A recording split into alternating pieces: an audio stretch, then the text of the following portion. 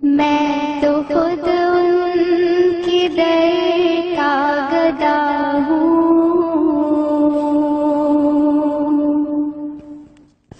اپنے آقا کو میں نظر کیا دوں۔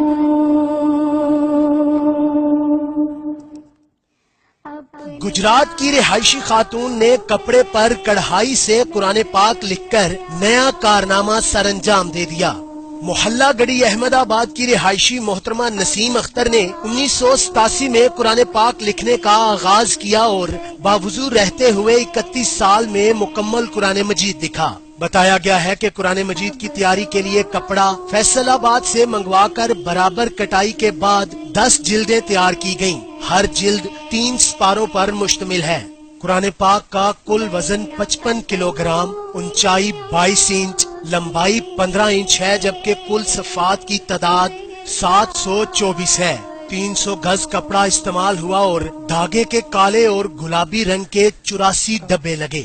نسیم اختر نے دعویٰ کیا ہے کہ دنیا بھر میں وہ پہلی گھریلو خاتون ہے جنہوں نے ہاتھ سے کڑھائی کر کے قرآن کریم لکھا ہے۔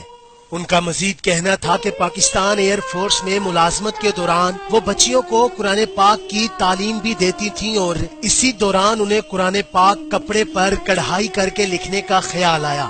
نسیم اختر کی خواہش ہے کہ حکومت پاکستان یہ قرآن مجید سعودی حکومت کو تحفے میں دے دے، جہاں وہ یہ تاریخی نسخہ مسجد نبوی میں اپنے ہاتھوں سے رکھنا چاہتی ہے۔ یہ گوہر یوں ہی کیسے لوٹا دوں، میں تو خود ان کی در کا گدا ہوں،